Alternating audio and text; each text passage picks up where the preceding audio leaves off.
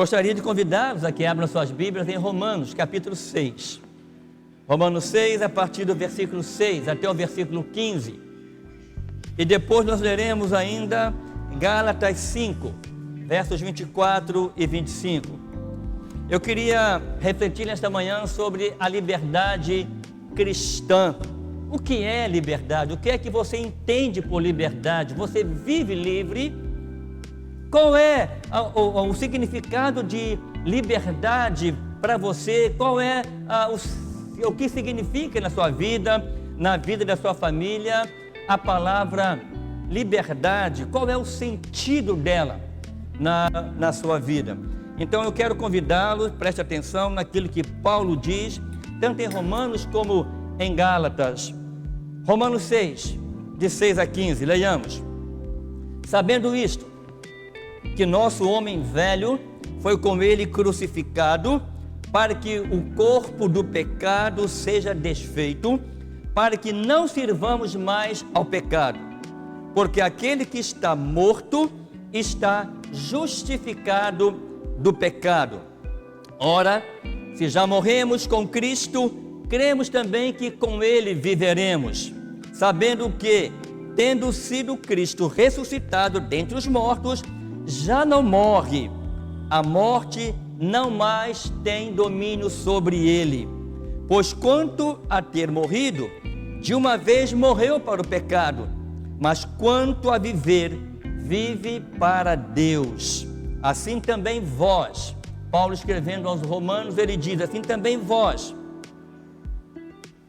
considerai-vos como mortos para o pecado, mas vivos para Deus em Cristo Jesus nosso Senhor.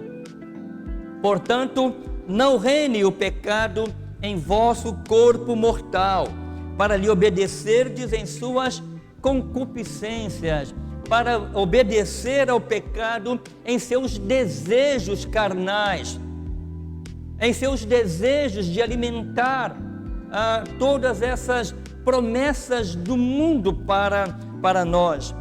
E Paulo continua, nem tampouco apresenteis os vossos membros, ou seja, o vosso corpo, os vossos membros ao pecado por instrumentos da iniquidade, mas, ao contrário, apresentai-vos a Deus como vivo dentre os mortos, e os vossos membros para Deus como instrumentos de justiça, porque o pecado não terá domínio sobre vós, pois não estás debaixo da lei.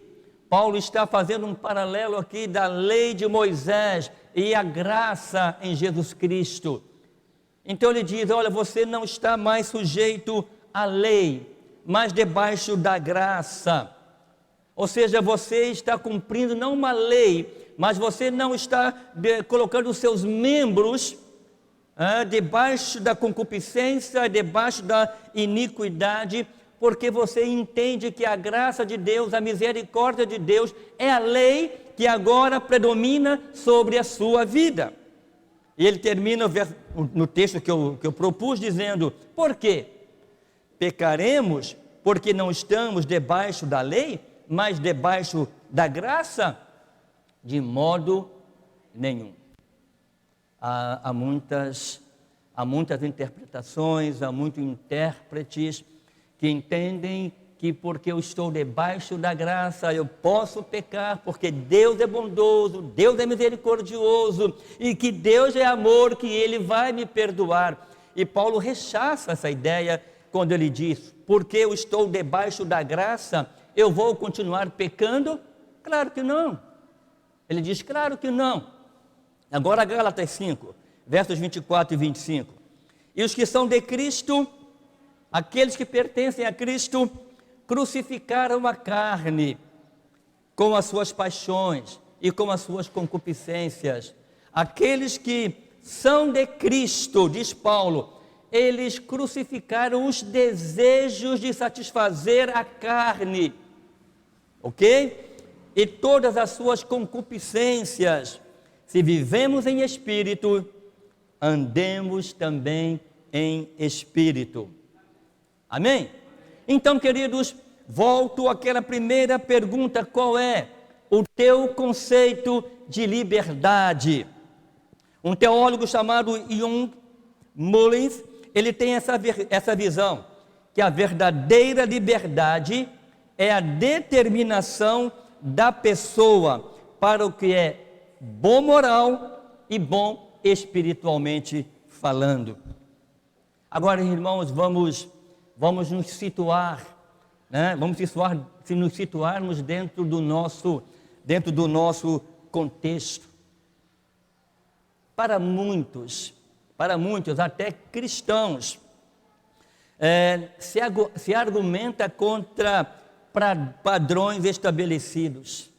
Ou seja, irmãos, quando a pessoa ela chega no ambiente e existe alguns padrões estabelecidos, às vezes a pessoa rejeita, ou às vezes até mesmo líderes de igrejas, de organizações e empresas, elas se sentem como numa situação delicada sobre o assunto. Sabe por quê? Porque muito se fala em liberdade nos dias de hoje, mas pouco se entende por liberdade. E qualquer modelo que se propõe aos olhos da humanidade, queridos, parece negar a criatividade. Ô pastor, mas você está negando a nossa criatividade, a nossa expressão individual, a nossa liberdade individual, a nossa liberdade espontânea. Olha, cada um tem o seu modo de ser pessoal. Irmãos, eu sei que nós vivemos num mundo em que ele está totalmente armado contra qualquer sistema, qualquer padrão.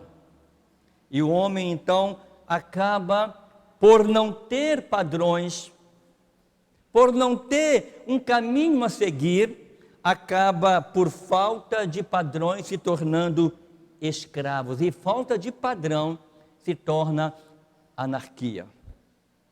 Se você não tiver padrão de conduta dentro da sua casa, vira bagunça dentro da sua casa, vira uma anarquia dentro da sua casa. Se você não tiver um horário para acordar, um horário para almoçar, um horário para jantar, um horário para dormir, irmãos, todo mundo faz o que quer e a hora que quer. Isso é anarquia, isso não é liberdade. Isso não é liberdade. E quando não há padrões pré-estabelecidos, o que acontece é que o homem se torna escravo da própria anarquia, se torna escravo de vícios, se torna escravo de palavras torpes, baixo calão, se tornam escravos de costumes condenáveis, se tornam escravos de amizades inconvenientes. Vamos falar sério, tem colegas e amigos que era melhor não tê-los. Era melhor não tê-los. Se tornam escravos de noites perdidas, se tornam escravos de tempo ocioso e se tornam escravos de talentos desperdiçados. Então, deixa eu aplicar um pouquinho a nossa realidade, a minha e a sua realidade. Por exemplo, deixa eu te perguntar, se o teu filho quer liberdade para brincar com uma faca afiada, você vai lhe dar a faca? Claro que não. Se esse mesmo filho, ainda pequeno, resolver atravessar uma rua sozinha, ou perigosa, movimentada, convém deixá-lo atravessar a rua? Claro que não. A partir da adolescência, a gente sabe usar faca, não sabe? Sabe usar faca para cortar e sabe que é perigosa. Convém apoiar o filho, ficar com a faca na mão o tempo todo? Você ensina seu filho a dirigir. Eu, quando meus filhos eram adolescentes, eu tinha um carro, eu ensinei meus filhos a dirigirem, os dois. Mas eu dizia para ele: eu estou ensinando vocês a dirigirem, porque numa emergência você possa nos socorrer, a mim e a sua mãe. Mas eu não vou dar um carro na sua mão enquanto você não for de maior e não tiver uma carteira e for habilitado para dirigir. O seu filho sabe dirigir, você ensinou o teu filho a dirigir, e você entrega a chave para ele para dirigir, e você sabe que é uma rodovia movimentada, e jovem sabe como é que é, né? Quer acelerar, quer ter emoção. Você faria isto? Daria a chave do seu carro a um adolescente de 16, 17 anos, 15 anos? Isso é liberdade, irmãos? Você acha que convém proibir? Ou você acha que vale a pena entregar uma moto, como muitos fazem, um adolescente, sem habilitação? Quinta-feira agora, quando eu saí daqui, fui para minha casa, ali perto do Bar do Coco, um rapaz, aparentemente um entregador, né, um motoboy, eu não sei o que aconteceu, eu ia para Macaé, ele vinha no sentido contrário, daqui a pouco ele atravessa na minha frente e sai ralando um paralelepípedo, aquele posto que está desativado ali perto do Bar do Coco. Se machucou todo. Então, meu querido irmão, o assunto não é assim tão simples. Sabe por quê? Porque às vezes nós entendemos que simplesmente proibir já resolve o problema. Nós precisamos, irmãos, educar, explicar por que não deve fazer e por que nós não devemos fazer. É necessário, com as nossas crianças e com todo mundo, dialogar, esclarecer, conduzir. Sabe por quê, irmãos? Porque gerar é muito mais simples do que criar. É ou não é? Gerar é muito mais simples do que você criar uma criança. Porque você precisa criar o teu filho debaixo de uma conduta, debaixo de regras, a verdade é essa, de padrões. Aí quando você educa, você ensina, chega lá fora, o mundo tenta deseducar tudo que você ensinou, ele tenta destruir o que você educou. Aí eu pergunto, isso é liberdade? Liberdade é apenas fazer uma escolha. Ontem eu falei no aniversário de um casal idoso, lá em Macaé. E eu li aquele texto de Salmo 90, 12. Ensina-nos a contar os nossos dias de tal maneira para que alcancemos corações sábios. E naquela ocasião eu disse, a idade não nos torna sábios. A idade pode nos tornar experientes, vividos, mas a idade, ela não nos torna sábios. Existem muitos idosos que não são sábios, são inconsequentes, não entendem o que é a liberdade. E o problema, irmãos, está dentro da própria igreja. Dentro das nossas igrejas está basicamente o problema. E esse problema, deixa eu te dizer uma coisa, ele é espiritual. Esse problema, ele é ético. É uma questão de ética, de padrões morais, de comportamento.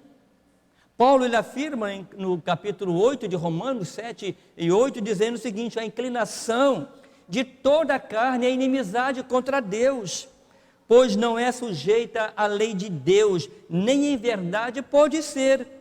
Portanto, diz Paulo, os que estão na carne não podem agradar a Deus. E a nossa proposta nesta manhã, eu não quero sair daqui dizendo, olha, é isto, mas eu quero provocar os irmãos a que pensem sobre isto, né? A que pensem sobre a liberdade, o conceito de liberdade que nós podemos ter dentro do contexto que nós vivemos nos dias de hoje. E essa liberdade, irmãos, ela conta com diversos intérpretes, ou uma diversidade de intérpretes muitos deles liberais. Muitos deles liberais. E nós precisamos, irmãos, entender uma coisa: se eu sou de Cristo, se eu digo servir a Cristo, eu preciso ser radical. Eu preciso ser radical. Não importa se as pessoas dizem para mim: tu é muito radical, você é muito inflexível. Irmãos, no projeto de Deus, no Evangelho de Deus, não tem flexibilidade para o pecado na minha vida. E essa liberdade que pregam aí é uma falsa liberdade, e que nós estamos permitindo que entrem na nossa mente, na nossa consciência, na nossa casa. E eu não estou falando de religião, preste atenção, não estou falando de religião, estou falando de algo cristão, algo que venha realmente mudar a sua vida, o seu conceito sobre isso. E Paulo conhecia alguns homens, falsos profetas, que penetravam dentro das igrejas e tentavam confundir a comunidade cristã da época, como também nos dias de hoje. Há uma tentação muito grande em desvirtuar a palavra de Deus. Às vezes o que era verdade hoje é meia verdade. Por exemplo, se eu tiver que morrer por Cristo, será que eu morreria por Cristo? De sã consciência, como muitos morreram e como muitos morrem também por causa de Cristo, porque não querem negar a Cristo. Irmãos, liberdade é isto, é você saber escolher, mesmo que eu tenha que morrer por Cristo, eu morrerei, é uma escolha. E Paulo conhecia, nós conhecemos muitas pessoas que entram dentro das comunidades cristãs e pervertem os bons costumes. Paulo, ele tenta mostrar o que é liberdade, o que é liberalismo. Romanos capítulo 6, verso 15 e 16, por quê? Pergunta ele, pecaremos nós, porque não estamos mais debaixo da lei, mas debaixo da graça? Muitos usam esse argumento para justificar a sua falta, o seu erro e o seu pecado.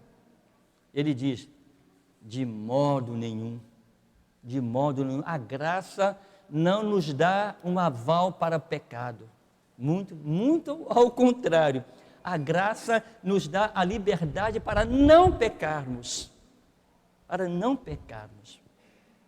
Liberalismo, irmãos, é interpretação de liberdade, mas tende a reinterpretar doutrinas bíblicas, práticas e básicas, com ideias avançadas demais que agradem a todos.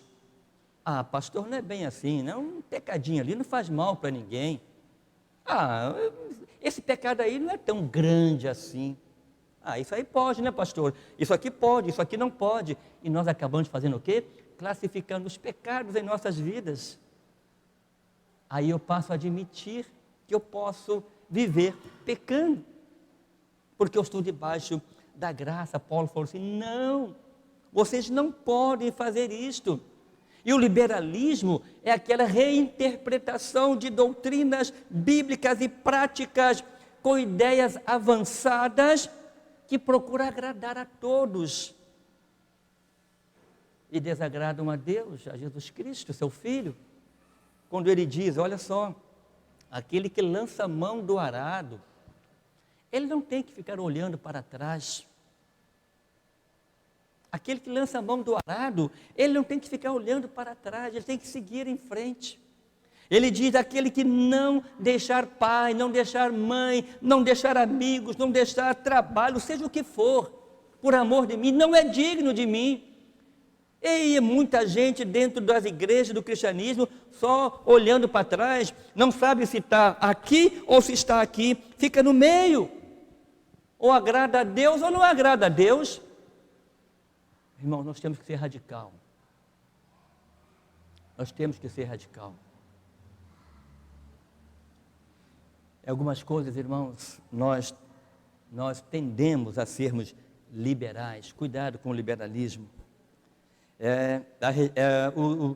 Tudo isso que nós estamos falando aqui, ou seja, o liberalismo, é uma repetição nos dias de hoje do ensino de um filósofo que viveu no século V, chamado Protágoras. Era um filósofo grego do século V antes de Cristo, para quem a verdade, veja se não é isso que se pratica no dia de hoje, para quem a verdade é o que para cada um pareça verdade. Então, se eu acho, se eu entendo que isso aqui é de vidro, é minha verdade. E com isso, a verdade, ela é totalmente distorcida. Então, se eu acho que uma coisa é verdade, para mim ela se torna verdade. É igual aquelas mentiras repetidas muitas vezes, acabam se tornando verdade. Acabam se tornando verdade. Nós temos que tomar muito cuidado com isso, irmãos. Muito cuidado. Aplica-se tudo isso que nós acabamos de ver aqui. Protágoras dizia que a verdade é aquilo que para mim é verdade. E nada mais, não importa o que você diz, não importa o que você diz, se para mim é verdade, aquilo é verdade, acabou. Aplica-se o liberalismo, ao liberalismo teológico ou ético, conforme esteja em questão a doutrina ou a conduta. Precisamos libertar-nos, irmãos, de tudo que nos escraviza. Não há dúvida, como eu já disse, que até mesmo no ambiente evangélico há uma escravidão, não há liberdade de Cristo em muitos lugares. Sabe, queridos, nós precisamos aprender a refletir, a criar espaços em nossa mente para que nós possamos entender e refutar muitas verdades que estão sendo pregadas por aí. Eu gosto muito eu repito diversas vezes, eu não me canso de repetir o versículo que diz: e conhecereis a verdade e ela vos libertará. Jesus é a liberdade. Jesus é a liberdade plena. E Paulo, ele cita uma passagem da lei de Moisés, ou seja, a lei de Moisés agora ela não vale, não é que não vale, né? Nós estamos debaixo da graça, mas a graça de Cristo, ela foi uma libertação da exigência da lei no que se diz respeito a apenas um cumprimento de um ritual. A graça é uma libertação das leis, mas nunca o rompimento com a disciplina cristã. Coloque isso no seu coração. Como alguns entenderam nos dias de Paulo e como muitos entendem também nos dias de hoje. Um cristianismo fácil, um cristianismo relaxado, um cristianismo sem comprometimento, irmãos, isso não possui nenhum conteúdo libertador. Um cristianismo fácil é tapeação, e como tem tapeadores por aí. Um cristianismo fácil é engano. É engano. A palavra de Deus, irmãos, ela diz: olha, você precisa vir como você está. Mas uma vez que você chega em Jesus Cristo como você está, o poder transformador de Cristo te liberta e muda completamente a sua vida. É impossível alguém chegar a Jesus e não mudar a sua postura, não mudar o seu jeito de ser, o seu linguajar, o seu modo de falar, né, o seu modo de proceder. É impossível. Então coloque isso na sua cabeça. Coloque isso na sua cabeça. Um cristianismo fácil, um cristianismo relaxado, que tudo pode, que vale tudo, sem comprometimento com o Senhor Jesus Cristo, é tapeação, é engano. E tem muitos mercantilistas por aí, mercadores da palavra de Deus, vendendo a palavra de Deus barato, desconsiderando que naquela cruz foi derramado um sangue de Jesus Cristo para a remissão dos meus pecados, para que eu pudesse viver plenamente a liberdade. Não mais está, as minhas condutas estão assim por causa de uma lei, mas por causa da graça que há em Cristo Jesus. E eu entendo que eu vou cumprir aquilo não porque é uma obrigação, mas porque eu entendo que Jesus Cristo mudou a minha vida, e se eu tenho uma vida mudada, eu sou uma nova criatura, eu não posso continuar o mesmo, porque, queridos, é apenas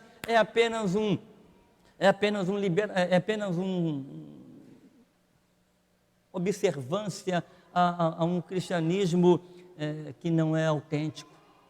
Eu preciso me libertar disto. Eu venho à igreja domingo, não é porque eu não tenho nada por fazer ou que fazer, mas eu venho à igreja aos domingos porque eu entendo que aqui eu encontro irmãos, aqui eu encontro pessoas que comungam do mesmo pensamento. Aqui nós temos uma comunhão dos salvos em Cristo, e aqui, irmãos, eu posso compartilhar, aqui eu posso ouvir, aqui eu posso me expressar o louvor. Não que eu não possa fazer isso em casa, mas eu faço isso na congregação, com todos os irmãos. Não existe cristianismo em casa, não existe igreja em casa com uma pessoa somente, não existe cristianismo desse modo. Irmãos, se a graça nos liberta do pecado, como eu posso permanecer no pecado? Olha o que Paulo diz: que diremos, pois? Permaneceremos no pecado para que a graça abunde? De modo nenhum. Mais uma vez, Paulo é taxativo: de modo nenhum. Nós que estamos mortos para o pecado, precisamos continuar vivendo nele. Ai, queridos, pense só em mais uma coisa: se o pecado gera morte, como seria ele um meio de manifestar liberdade? Pense nisto. Se para eu me sentir livre, eu preciso cometer pecado, eu preciso satisfazer a concupiscência da carne na minha vida, eu preciso viver uma vida de iniquidade, eu preciso então oferecer o meu corpo para desonra. E aqui, corpo para desonra, Paulo está falando especificamente sobre órgãos sexuais, tá, gente? Os meus membros para desonra, para iniquidade. Se somos servos do pecado, como eu posso agradar a Deus? E a pergunta que Paulo faz no verso 16 é: e aí, eu sou servo do pecado ou sou servo da obediência a Deus? Como ocorre ainda, queridos, hoje, falsos intérpretes, assim como eles se introduziam nas igrejas do Novo Testamento, propondo um afrouxamento da ética cristã, alegando que o pecado era uma excelente ocasião para Deus revelar a sua compassiva graça, cobrindo com o manto da misericórdia todas as leviandades cometidas. Assim também é no dia de hoje. Queridos, graça não é isto. Graça é uma lei interior. Graça é uma lei que nos põe no caminho da santificação. Graça nos põe no desejo de sempre servir a Deus com o que eu tenho de melhor e não com a sobra, como muitos de nós fazemos. O que sobrar eu dedico a Deus. A graça, ela opera de dentro para fora. Ao contrário da lei, que a lei ela opera de fora para dentro, carregada de ameaças, carregada de proibições. E nessa reflexão, nessa mensagem, é oportuno o conselho de Pedro de não usar a liberdade como uma capa da malícia em nossas vidas, ou o pretexto para se cometer, praticar a malícia. 1 Pedro, capítulo 2, verso 16, na Bíblia Viva, diz o seguinte: vocês estão livres da lei, porém, não quer dizer que estão livres para fazer o mal, que estão livres para pecar. Vivam, portanto, como aqueles que são livres para fazer somente a vontade de Deus em todas as ocasiões. Irmãos, ainda Pedro afirma no capítulo 2, versos 9 e 10. Ele diz: vós sois a geração eleita, o sacerdócio real, nação santa, povo adquirido, para que anuncieis as virtudes daquele que vos chamou das trevas para a sua maravilhosa luz. Aí ele diz no verso 10, vós que em outro tempo, ou seja, antes de conhecer a Cristo, antes de consagrar a sua vida a Cristo, não eres povo, mas agora, isso igreja, vamos colocar isso na nossa mente, agora, como naquela época que Pedro escreveu, mas agora também, nós somos povo de Deus. Pedro diz, vocês não tinham alcançado a misericórdia, mas agora vocês alcançaram misericórdia. Portanto, por que continuar vivendo uma vida longe de Cristo? Apenas uma vida de um cristianismo de fachada. Eu quero viver um cristianismo frouxo, relaxado, sem compromisso. Não é isso que Deus quer. Deus quer da sua igreja que nós sejamos comprometidos com Ele. Porque se eu for comprometido com Deus, com Jesus Cristo e com a sua obra, irmãos, nós entraremos de cabeça, com o corpo todo, na obra do Senhor, no serviço do Senhor. Eu me vou colocar ao Senhor, como Pedro disse, né, na lavagem dos pés. Senhor, me lava da cabeça aos pés. Senhor, eu sou todo seu, me lava. E ora, Pedro era um camarada impulsivo, e ele disse, Senhor, eu quero ter parte contigo. Se para fazer parte, para ter parte contigo, eu preciso lavar todo o meu ser, então lave. Precisamos, meu irmão, tomar uma posição radical, como Pedro tomou, tantos outros tomaram. Paulo, que é uma atitude mais radical do que Paulo, ele encontrou Jesus Cristo, imediatamente ele entendeu o propósito que Cristo tinha na vida dele, e ele largou tudo aquilo, posição, ele largou lugar de destaque, ele largou tudo e disse, agora vivo não mais eu, mas Cristo vive em mim. Eu não quero mais viver para o mundo, eu não quero mais colocar a minha vida como escravo do pecado, mas agora eu vou viver para Cristo, somente para Cristo. E é um homem que viveu para Cristo. Irmãos, é possível viver para Cristo nos dias de hoje? Sim, queridos, é possível viver, sim, integralmente para Cristo. Então temos que tomar cuidado com a nossa liberdade, agir sem limites em nome da liberdade, ser livre para escandalizar o irmão e a igreja de Jesus Cristo. Cuidado, irmãos, com algumas mentes que se dizem privilegiadas, cuidado com mentes que se dizem arejadas, que usam da liberdade, como diz Paulo em Gálatas 5,13, para dar ocasião à carne. E quando uma pessoa, um cristão, ele peca deliberadamente, você pode ter certeza que ele vai arrumar um argumento dentro da Bíblia para justificar o seu erro e o seu pecado. Engano. A Bíblia, Jesus Cristo e os seus discípulos, apóstolos, jamais compactuaram com essa ideia. Então, irmãos, encerrando a minha palavra nesta manhã, nós, como igreja, precisamos de sabedoria para escolhermos a verdadeira liberdade, para evitar o engano do diabo, que tão de perto nos rodeia, uma rede prontinha para jogar e lançar,